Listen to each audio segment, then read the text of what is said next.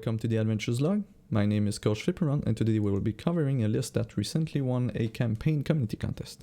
Over on the official forums, Cami, one of our community moderators, recently started a monthly campaign bounty contest with the purpose of finding the strongest configurations for each race class combinations based on consistency, flexibility, and of course speed. Every month, the focus is on a specific race. For that race, you have 4 weeks to submit configurations, up to 1 per class, for a chance at winning one of 4 1,400 platinum prizes, 1 for each classes. In today's episode, we will be reviewing April's Coyotle Cleric entry winner, Stormshard, who not only won for the strongest cleric build, but his entry also won a special prize for its innovation. The purpose of Stormshard's 100 cards Coyotle Cleric build is to attack on turn 2 or 3 for anywhere between 30 to 50 plus damage with a single troop, thanks to Dance of Dusk shenanigans. As such, we will categorize this configuration as farming turn 3 for the purposes of tracking it in the Adventurer's Guide.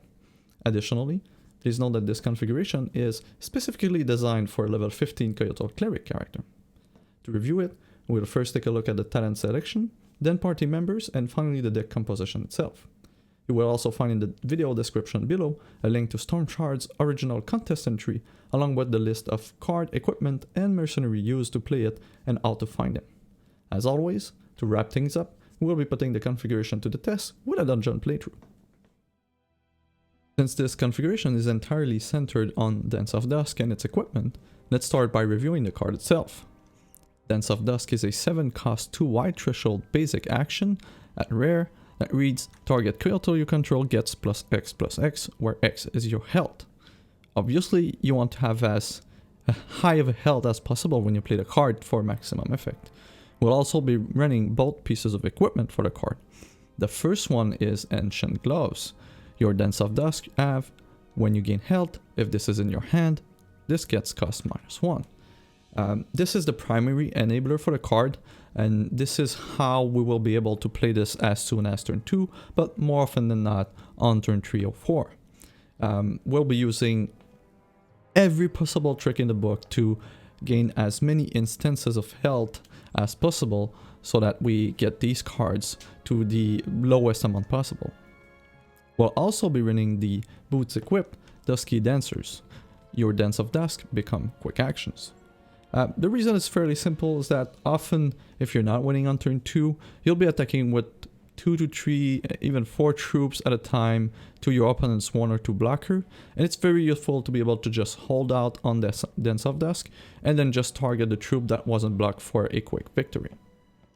Overall, the general goal with the talent selection is to enable Dance of Dusk via Holy Hands to maximize chances of starting with at least 1 copy in hand, while also enabling as much health gain triggers as we can through blessings and other talents.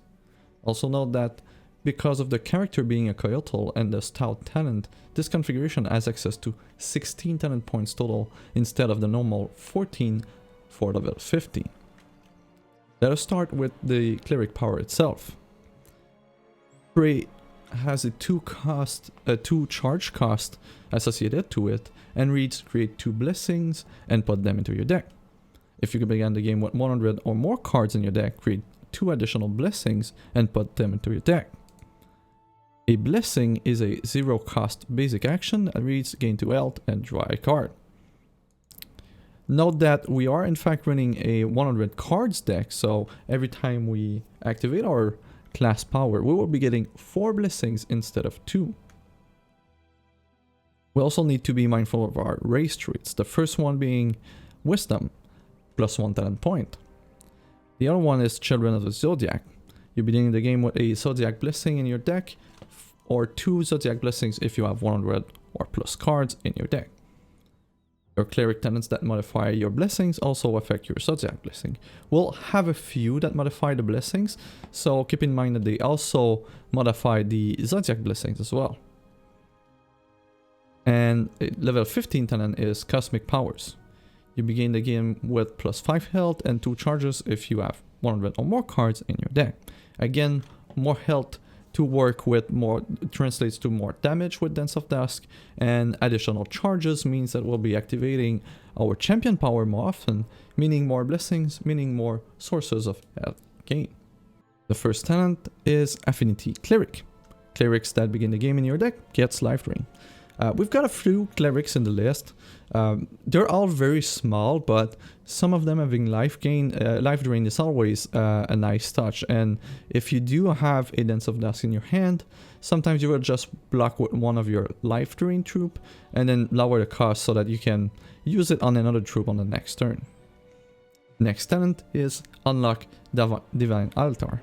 You begin the game with a Divine Altar in your deck or 2 Divine Altars if you have 100 cards or more in your deck. This is the 100 cards or more as a team with the Cleric, and it's very interesting to see that Stormshard went for it and really gathered all the small advantages that he was able to gather with this list. A Divine Altar is an artifact with 2 costs that reads, when you play a blessing, copy it. So you essentially get 2 blessings every time. The same goes for Cleric, where you will be copying it as well. It also has another power. At the start of your turn, if this is in your deck, move this in your deck up 1 space. We'll have 2 in our 100 cards deck that turns out to be a 126 cards deck after all the cards are created and added in at the start of the game. So having these powerful cards going up 1 space every turn in the deck is really something important, as whenever you play you have one of these on the board, you will very likely be winning that game. Next talent is Diligent Study. When you play a card, move each card with the same name as that card in your deck up 1 space. Again, in a 100 cards deck, you will have a lot of blessings usually, and when you play essentially this reads when you play a blessing, they all move up 1 space into your deck so that you have more chances of playing blessings and drawing more cards. So overall, this is a fun talent. We're really using it to reach Holy Hands here, but it is still a decent talent. However, when you play your hand, you need to be mindful of that fact that whenever you will be playing a card, each card with the same name will be moving 1 spot into your deck. So you don't necessarily want to just empty your hand with cards that you don't want to draw later on, because you will get, additional chances of drawing them. Next is Impulse Supplies. Mercenaries in your party have +6 health. This is really relevant only if you are going to be playing your mercenaries.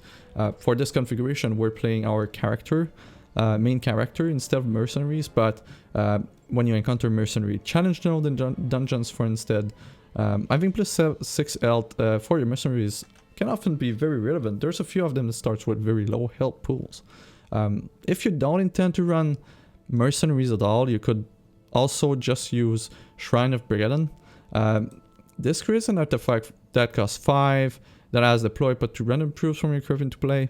Troops you control have +1/+1 and crush. +1/+1 and crush for all your team is pretty valuable. By turn 5, you may or may not have troops in your crypt. This is often better used in other types of cleric deck, but if you're just not going to play your mercenaries at all, might as well just unlock the shrine. Now we go with the centerpiece of this build, Holy Hands. This one reads, you begin the game with 2 additional copies of each card equipped with Glove's equipment in your deck, or 4 additional copies if your deck is 100 cards.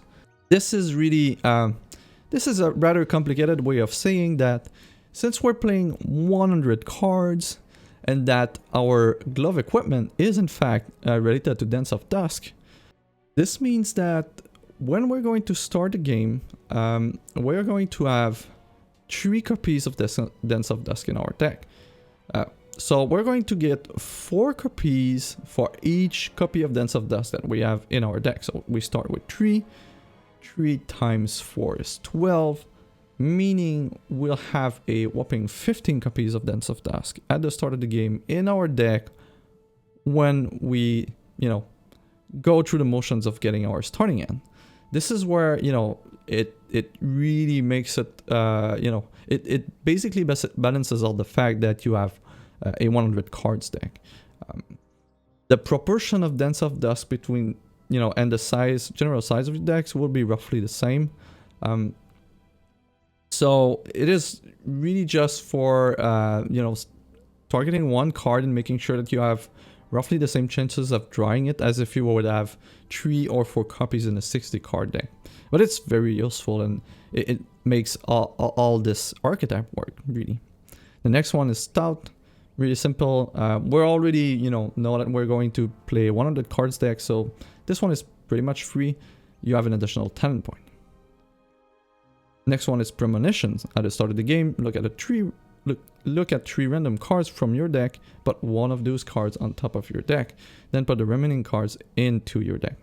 Alright, so often this talent is misconstrued as looking at the top 3 cards of your deck and then just choosing one and putting it on top. It's not. It's 3 random cards from your deck, and you only put one on the top. So the other 2 that you didn't choose, they go back randomly into your deck.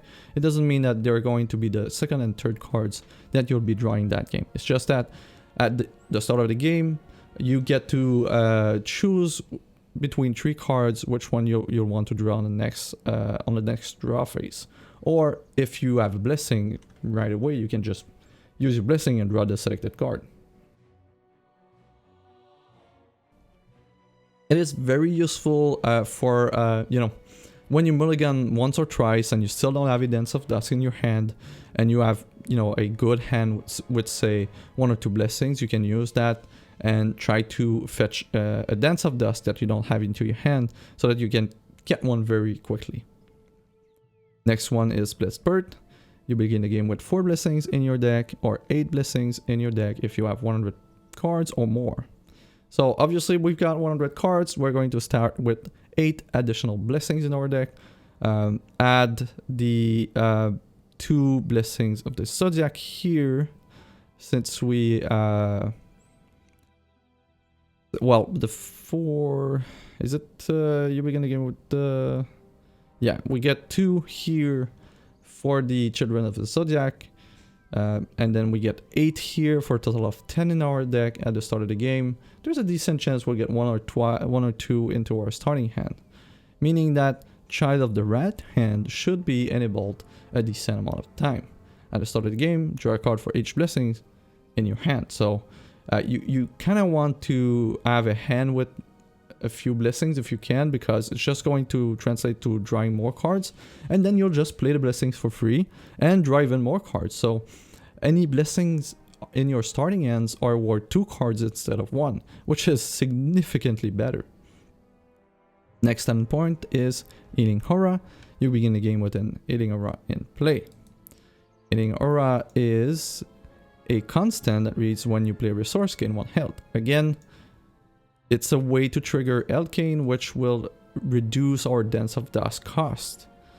We're also running good karma with the Eating Aura, meaning that our Eating Auras will have at the start of your turn, move each blessings into your deck up 1 space.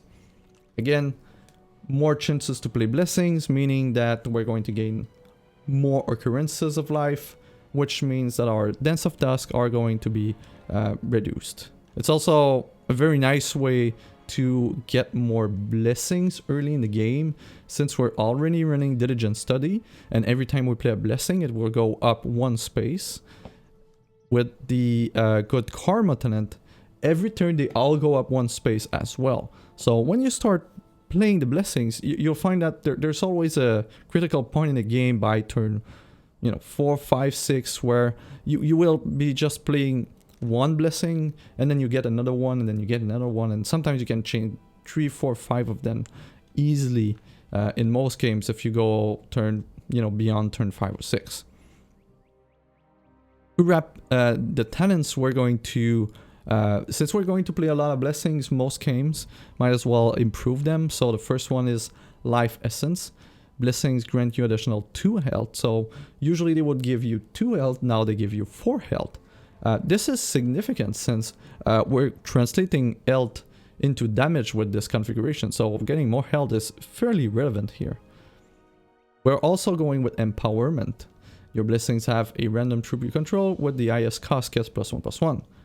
Often we'll be playing a troop on turn 1, so if you start your hand with a bunch of blessings, what you want to do is just play your first troop and then play 1, 2, or 3 blessings, whichever, you know, however many you have in your hand, so that you get a fairly big troop very early. And often what will happen is that since you're one drop that's usually unassuming and would easily get blocked and killed early by the AI, will be big enough so that the AI won't want to trade with it, and they will just take the damage on the second turn when you attack with it.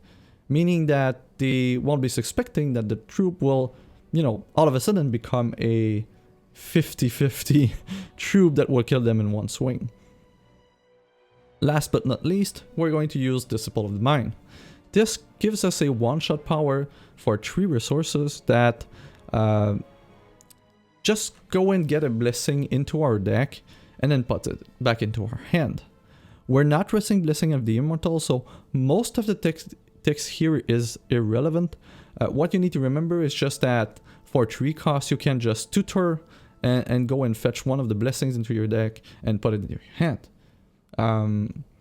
It also can get the Zodiac blessings as well, which are, you know, improved blessings basically with powers that depends on the month of the year that we're playing. Overall, this is a very strong build. You can see that there's not a lot of talents that don't have a purpose towards our, you know, game-winning strategy with the deck. So it's very lean. I really love it. There's very little room for improvement. Again, you can go here with the Shrine of Brigand if you don't like the Impel supplies, but most of the time, you know, this card is a 5-cost card and you don't really want to draw it since your game plan is to win on turn 2 or 3. So even if you don't plan on playing the Mercenary, this one is likely the better one to use. You could theoretically run this build without these 4 tenant point ear and go and get some other powers that may be more relevant to what you do. There's +3 starting health.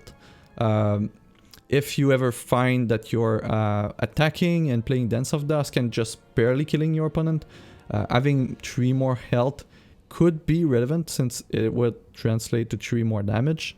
But overall, this is very lean tenant configuration, and we're really, you know, pushing the envelope and using the 16 tenant points that we have instead of 14, which I really like. For our party composition, we're of course going to use any mercenary passive that provides us with Elkane at the start of the game. We're assuming here that we're going to go really hard on the mulligan to have a Dance of Dusk in our starting hand, and using the mercenary passive to trigger Elkane means that we're going to have its cost reduced as much as 3 in the optimal scenario. So the first mercenary that we're going to use is Count Davian. It has a party passive that reads, at the start of the game, gain 1 health for each troop in opposing champion's hand. So most, you know, challenges or nodes where your opponent will have anywhere between 1 and 3 or 5 even troops in their starting hand. So this is very, you know, very consistent way of triggering one instance of Elkane. You don't gain, you know, if they have 3 troops, you don't gain 1 health 3 times. You will gain 3 health in 1 instance, but it's still 1 instance that will reduce the Dance of Dusk cost by 1. The second mercenary we're running is Aethenia. Aethenia reads, at the start of the game, gain 1 health for each troop in your hand. We're running mostly a troop deck, so we usually have anywhere between 1 and 3 or 4 troops even in our starting hand. So this one again is pretty much guaranteed to proc, and it is another instance of life gain. However many troops you have in your hand, it's 1 instant of life gain, but still it's another way to reduce Dance of Dusk cost by 1. Last but not least, we're running Mother Dawn Breeze. It has a party passive that reads, at the start of the game, if an opposing champion won the coin flip, you gain 3 health. It's another instance of health gain at the start of the game, and what you do with this list is that you always choose to be on the draw, and if you choose to be on the draw and you have a Dance of Dusk in your hand, you will reduce its cost by 1. So when you have all 3 mercenary passive triggering, your Dance of Dusk from the start in your hand, instead of costing 7, will be costing 4. Then on your first turn, you'll be playing your Shard, getting 1 health because of your talent. Then it will become a 3 cost card. And on the second turn, you play another Shard, and all of a sudden, it's a 2 cost card. This is where you'll be getting these 2 turn wins, is when you trigger all 3 party passives from your mercenaries, and you just have a Dance of Dusk in your hand. And this is certainly the game plan here. For the deck list itself, we're running a 40 resources shard base. Keep in mind that we're running a 100 cards deck, so the shard base needs to be higher than your usual shard base. We're running a diamond wild deck, so there's a close to even proportion of wild and diamond cards, with a little bit more wild than diamond threshold generators. But this is fairly standard here. It's roughly the same proportion as you would with a 60 card deck.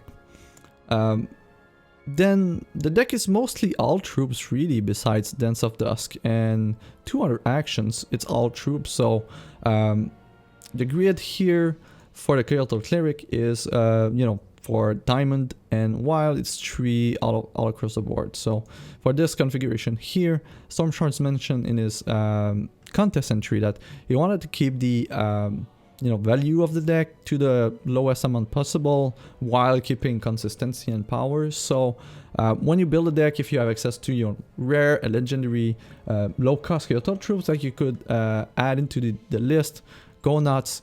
But running a 100 cards deck, you do need quite a lot of them, and there's not a lot missing here, even though the intention was to do somewhat of a budget list for this kind of archetype. We're including every Coyotle that costs 1 in the book that are available. These are really the key to the deck. You want to be playing a troop on turn 1 so that you're able to attack on turn 2, and if you're lucky, you started with Dance of Dusk, and then you attack for lethal on turn 2 with your 1-cost troop.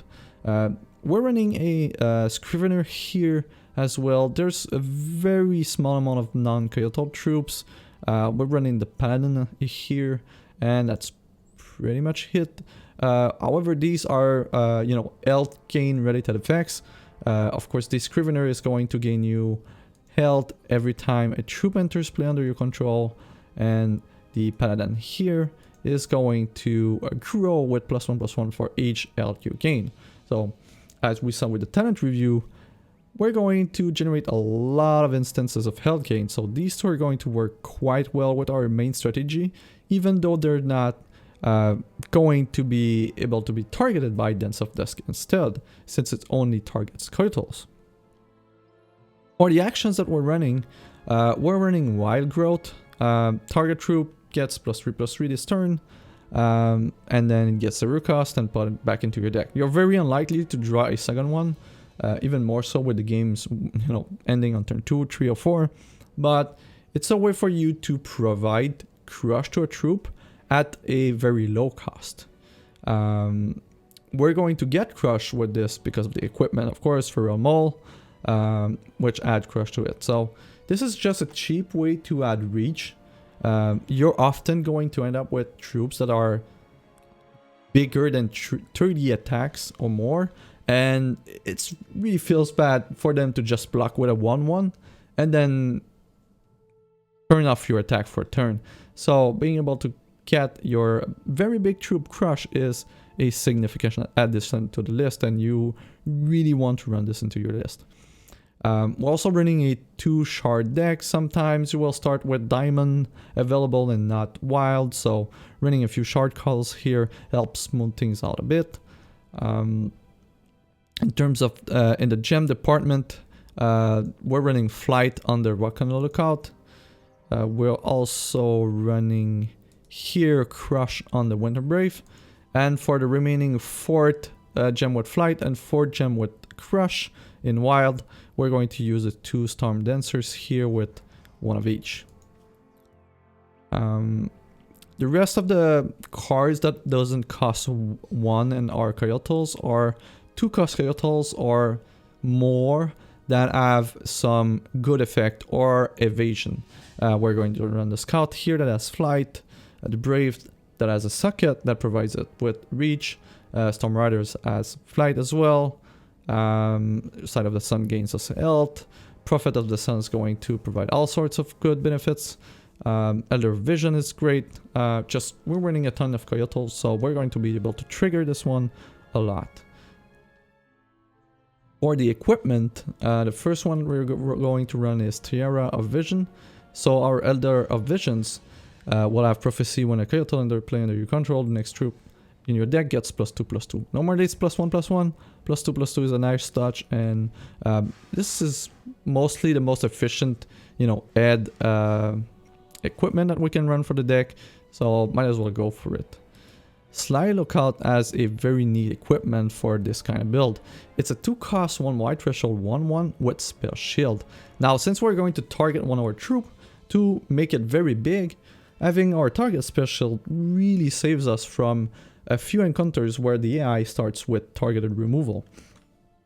It is really a great troop. However, it doesn't have evasion built in, and this is where the equipment comes in with the Ranger's Loop, giving crush to this troop. This crew being a 1/1 Spell Shield with Crush makes it the best possible target for this build, for Dance of Dusk. The only issue here is that it is a 2-cost troop, so you're not going to be able to attack on turn 2 with it. However, if you go turn 3, this is the single best target in your deck.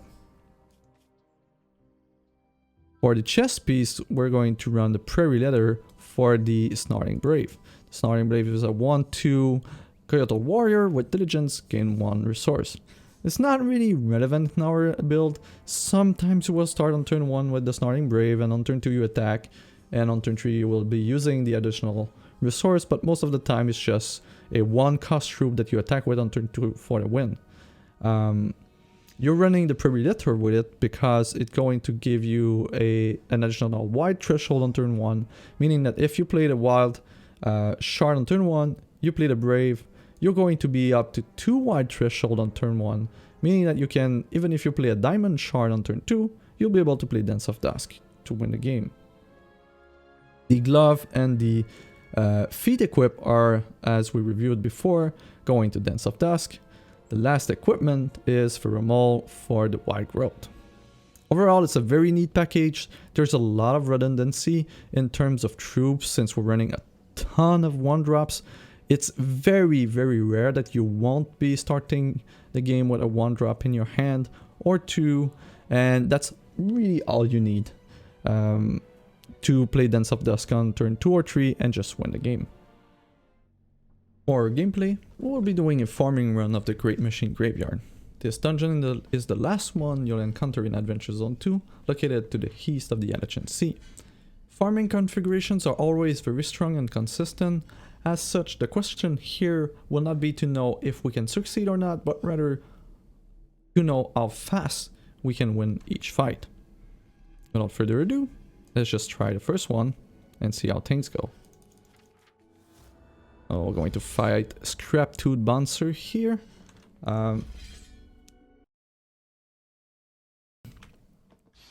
Again, really important. We're going to heavily mulligan towards having a Dance of Dusk into our starting end.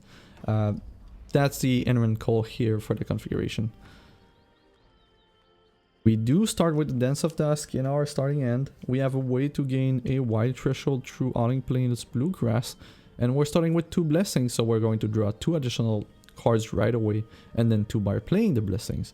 This is a very strong starting end, and we're definitely keeping it.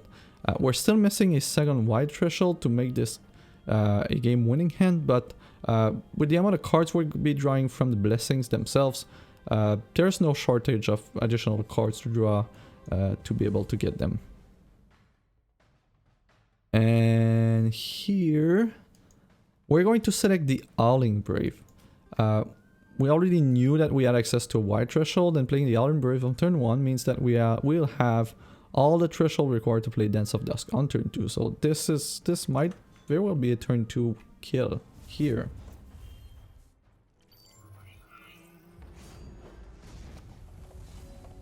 Alright, so game plan for turn 1 is just to play the Bluegrass for the Howling Brave. Here we go. And we need to keep in mind that whenever we play a Blessing, we're going to improve the stats of one of our troop at random. So we usually want to play our troop on the first turn before playing the Blessings. However, each time we play a card, the card with the same name are going to go up one space into our deck. So we really want to get 4 additional Blessings in our deck before playing any Blessings. And at this point, we're just going to want to reduce the cost of Dance of Dusk by a lot. So we're going to play this Blessing. And then these Zodiac Thunderbird are the current Zodiac Blessings for this month. They usually go with the seasons. This one is has the same power as the standard Blessing, but it summons a Thunderbird. And it has another line of text here that... that just related to the talent that improve the stats of our troop. So we have a lot of Blessings here, and these are quick as well, so we may just want to ambush our opponent with more troops. I'm not sure, because right now we already have everything we need to win, and these Thunderbirds here, these are going to reduce essentially Dance of Dusk cost by 2-0, so I think we're just going to keep them. And we really don't want the AI to, you know, keep a blocker. So we're just going to go with this, and AI will have a blocker. It may want to trade, it will likely want to trade with the Brave, so what we'll do is that we'll play the Thunderbird here before the end of the turn. We're going to play another one, and we're not able to get the Brave to be +1/+1. That's a sad thing. Oh, we've got a Blessing though. If the Blessing goes into the Brave, we're good. If not, the AI will likely try to block this, our Brave, and trade. So we won't be able to kill him on turn 2. But we may be. So let's hope that this Blessing here is going to target the Brave. Before playing the Blessing, are there any merits to... Yeah, I think we're just playing the coin first, get a charge, make more Blessings into the deck. When we play Blessings, we get more chance of getting Blessings. So let's play this one. Hope that we target... Oh, we can target this troop with the highest cost. So the Thunderbirds... Yeah, I don't think I could have sequenced this differently so that we get a +1/+1 on the Brave from the Blessings. That's a bit sad though, that we were not able to get this. So let's try to attack. And if we're not winning with the Dance of Dusk, we're certainly winning with 2 Thunderbirds. So yeah, this is a block. So we're still going to use Dance of Dusk here. 40-40, surprise. And then let's play the Lookout. The other way, I think the other way that would have been a better play would have been just to let the Brave die and then play the Lookout, keep the Dance of Dusk so that we can play it on the Lookout on the next turn. There's still just one blocker here, and we're attacking for a decent amount of damage. Just going to play the Lookout and the Young Seer. And then we attack with the rest. It has to block the 40-40. And this is going to be a turn 4 win. It could have been a turn 3 win if I played this correctly. But still very strong. I think this is a good showcase of what the deck can do. And of course, you know, I don't have dozens of hours and dozens of playthrough of experience with deck. So you know, my sequencing for this run is not going to be optimal. I'm not going to have the right, the right reflexes a lot of the time. I did play a couple runs with the deck, but there's it's different when you just actively farm and you're 100% concentrated on the deck instead of just recording and commenting on it, of course. And mind you, Stormshard's the creator of the deck list, would likely correct me on a few accounts there. So If you watch a video, please be mindful. Still, we were able to clearly win the first game, you know, hands down without any issue.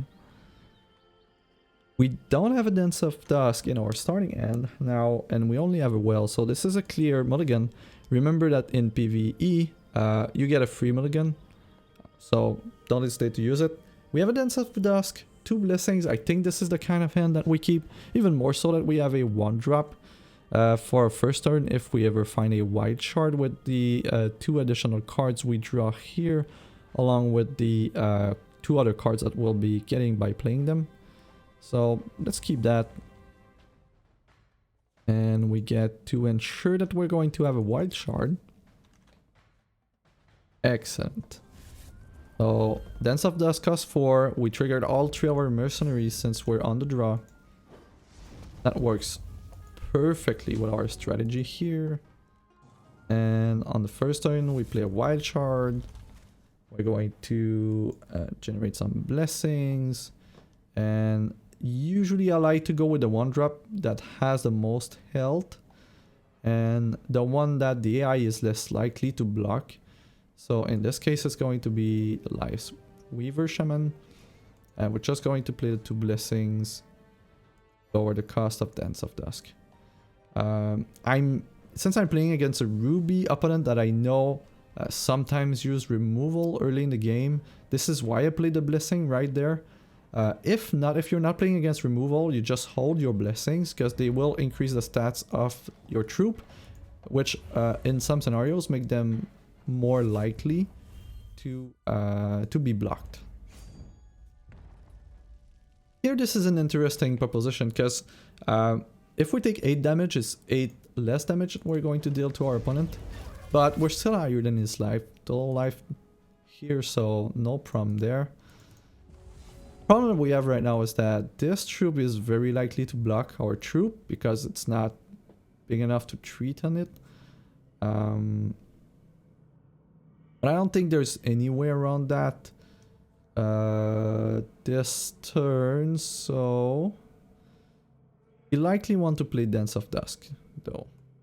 We're going to play the White Shard and could go with Elder of Vision of our Young Seer. I think we're going to go with Elder of Vision, create some blessings, and then attack with Dreamweaver. And he may block, he may not block. Yeah, he blocks. I'm going to hold on Dance of Dusk. We could gain a ton of health here with this troop and just, you know, get over the game, but at that point he's likely just going to make sure that he has a blocker instead of just attacking and maybe not having a blocker because we're not threatening him. So I'm just going to take it here. We're still taking a lot of damage though, but we should be able to kill our opponent in one swing regardless. Alright, a 1/1 blocker. No blessings, but we're going to... We want to gain some health first, just, you know, additional damage here, but I think we've got this sorted out. The other thing we could do is use this talent here for 3 to draw a blessing. We already have a free Dance of Dusk and we don't need to play 2, so I'd rather just get, you know, more health, get one of these troops bigger, and attack with both of them. One is not going to oh, both of them are not blocked, so just going to target the bigger one and attack for lethal. So this turn 3, you know, it was close to a turn 2, but still very good. And we won on turn 4 the first fight. The second fight we won on turn 3. We didn't really need much more luck to be winning on turn 2. But you can see here that the list is very efficient at doing what it does. And it's very surprising for a 100 cards deck. And this is why Stormshards really won that Innovation Prize. Because to be able to come up with a 100 card deck that ends up being a 126 cards that when you start the game and still have it very consistent in what it does is not a small feat. Here we've got everything we need. We'll be on the draw and we should be able to play Dance of Dusk on turn 2. Do we want another one? I think I'd rather have the Sly Lookout, and my thinking is that if we can bait into a wanted kill on turn 2, Dynamo Swarm tends to have a lot of blockers, so having, you know, a troop with Crush for my next draw for turn 2, if we can win on turn 2, we'll be winning on turn 3 with the Lookout. That's the thinking behind it, so let's just play a Shard. And then for first troop, the Brave provide us with the thresholds that we need. I think this is the best one, and it has 2 defense, so it is less likely to be blocked by a Dynamo if we encounter one. Let's just add more blessings in the deck. We're in line for turn 2 kill if we're lucky, but I don't think so. Usually Dynamo Swarm is going to, yeah, play a bunch of troops. So we're more in line with a turn 3 win. In that sense, we're going to play a Diamond Shard here. Just to make sure that we enable everything that we have in our deck. And play the Sly Lookout. That has Crush, so we're just ensuring that next turn we win with the 39-40 damage swing. And then we pass the turn for a quick turn 3 win.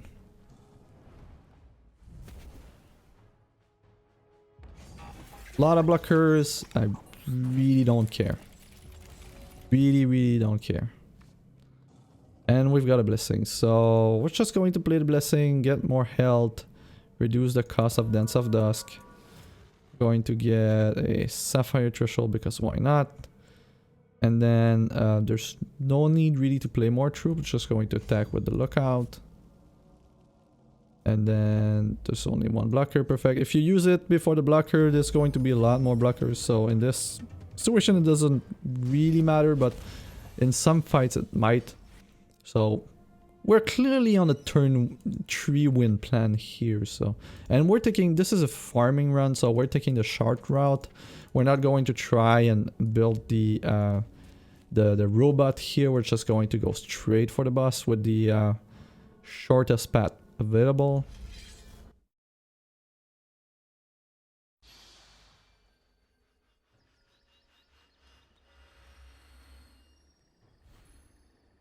Crabborn Vargar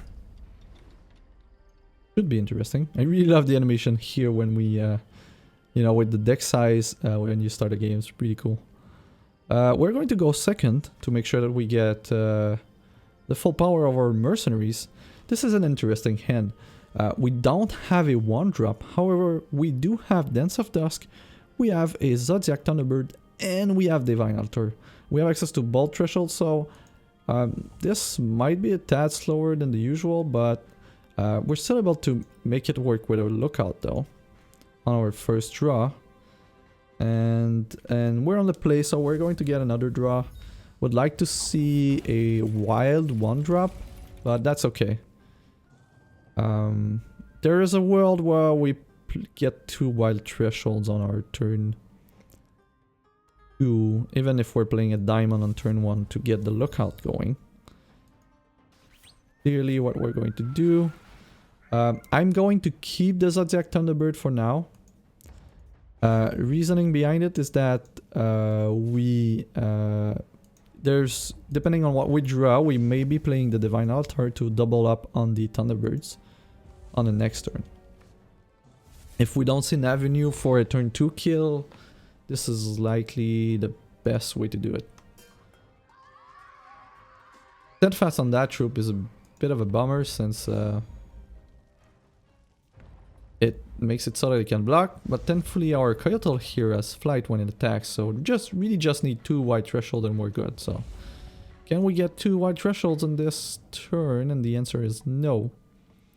And now that we know we're not going to get 2 wild thresholds, you know what, we could play Divine Altar and then double on the Zodiac Thunderbird. Or we could just Zodiac Thunderbird and see if we get either types of Braves for an additional white threshold for a win on this turn. Regardless, we'll be able to win on the next turn. So I think we're not going to go with Altar. We're just going to go with a Thunderbird here. We did not draw one of the Brave, but that's okay. The Zodiac is free, so we're definitely going with the Altar. If anything happens to the Lookout, we can still do something nice next turn regardless. Making sure that I have as, you know, at least amount of blockers as possible to bait more attacks. Even though in this fight is a bit moot because, you know, they're getting steadfast here, so they can block anyway. Here's our next wild threshold, and we just attack with everything. Defense, and here 33 damage with Flight Troop on turn 3. No big deal. And just like that, we win. I feel like our luck with the starting ends is fairly usual. We've had you know, instances where we didn't have Dusk and we had to, you know, use mulligans for it, but for the most part, very solid, very consistent build. And if you want to farm and you love the Cleric class, clearly give this a look. I know it's a lot of cards, this is 100 cards. There's a way to build a mono white version of this deck with only 60 cards deck, but you will need to get some of the rares to make it work, and it may very well end up being more pricey than the 100 card version. We don't have a Dance of Dusk. It's a cool hand, but we really want a Dance of Dusk. Dance of Dusk, Thresholds, we don't have 1-drops, but we have a 2-drop, so yep, we keep that. Getting the full power. So what do we have in hand? We could go with a Diamond Threshold first for a Lookout, because we don't have Brave, but if we draw one, we may be able to get a kill on turn 2. So let's just try and go for the optimal play here. Try to see if we can get on turn 2. So we know we're not going to draw a shard on turn 1. We drawn his Zodiac. That's interesting. Put more Zodiacs into the deck. Huh. Didn't we just select a Coyotle to be the top card of our deck? So the Zodiacs were... Oh, they went up 1 space at the start of our game. We're going to draw the Coyotle anyway, but... Yeah, they go up 1 space at the start of each turn. So this is why this was the second card. And at the start of the turn, it became the first one, even though we selected 1 to be the top. Okay, that works. That makes sense. So... Normally I play this and I draw another one, and then I draw this guy. I play a Diamond Threshold, and I play this. And already our Dance of Dusk is cost 1. We may not be able to play this, you know, before turn 3, but we still have one heck of a board. With 2 Thunderbirds, a robot, and a Lookout. This hurts a lot, but they're not staying on the board, these troops, so... that hurts. Deal 2 damage to 2 random opposing champion and our troops. Targeted both Thunderbirds. That's sad. And we get a white threshold that we needed to ensure a turn 3 victory. So even though we missed a turn 2, we are going to get a turn 3 victory. So just go with this guy, attack with the Lookout, and then pass the turn. That should do it. 32 health. Yeah, we can take 5. They're going to kill you with this attack. Make sure you play the white threshold before attacking. For a second there, I nearly attacked before playing the white threshold. And here you go. 29 flight damage on turn 3. Or the win. Okay, so... Right? That was a very fast run. We're already on the last boss of the dungeon here.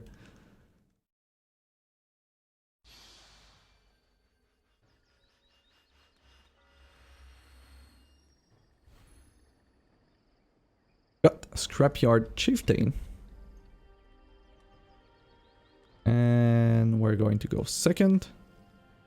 We have a Dance of Dusk. We have 3 Dance of Dusk and no 1-drop. Against this boss, I really don't like this hand. We need a troop. We don't have any blessings in our hand, so we're going to replace that in. Even though it had Dance of Dusk. And here, yeah, this is way better hand. Way better. We have a Sly Lookout with Spell Shield and Crush. So this is going to be a win on turn 3. Okay, and for turn 1 play, we're not going to be able to play anything. On turn 2 we play Lookout, so we don't have a shard here. I guess the next best thing it would be any evasive Coyotle, so we're just going to go with a Storm Rider, so but we're very unlikely to play it. What is nice is that we have a Zodiac Thunderbird in our hand. Okay, so we've got a wild. We can avoid to play the Prism, but really don't have. Oh, you know what? Let's just create more blessings. Play the Zodiac to see if we get a 1-cost White Troop. We do. This may be a turn 2 kill, as it turns out. 0-2. It's really not threatening. You don't need to kill a 0-2. You don't even need to block it, really. Because it doesn't do damage. And I really, really love this troop, by the way, in this build. Because it has 0 attack. The AI nearly never blocks it. If it can, you know, because it's just so unassuming. If you can trade for it, it will. But more often than not, if this becomes a 1-3 or something, often the AI would just ignore it. This AI, however, has a lot of blockers, so it's very unlikely that this gets blocked. Turn 2, I'm not just going to go for Dance of Dusk. I know the Shaman is going to get blocked, so here we're going to go with the Sly Lookout. Let's just stay, you know, stay focused. Go for the turn 3 kill here. No need to try and be sneaky. The AI has a ton of blockers. We have 40 health. Even if there's a big attack here, as it always does end up being, we're okay. We even have a blessing here to get us more health. And let's just go with a wild threshold to make sure that we can play Dance of Dusk. Life, yeah, it doesn't have the equipments there, so now we just attack with a Lookout, and this should be the game here. Blocking with a 5-5. This guy here becomes a 48-48 with Crush. Plenty enough to kill the last boss of the dungeon on turn 3. No big deal. Here are the loot. No dust, no clatter clank, and none here as well. Alright, still a very quick run. Even with the commentaries and the slow play here, we were extremely fast in completing this dungeon. And this is a good testament to the deck building skill here from Stormshard. And no wonder he won the strongest cleric and innovation build. And that will conclude our Adventurer's Log entry for the week. As always, if you like the content, don't forget to support by liking the video and subscribing to the channel. A new Adventurer's Log episode will be coming out every week along with regular additional XTCG content. CoachFliperon signing off, hoping you'll be blessed with Kismet Smile until we meet again. Bye.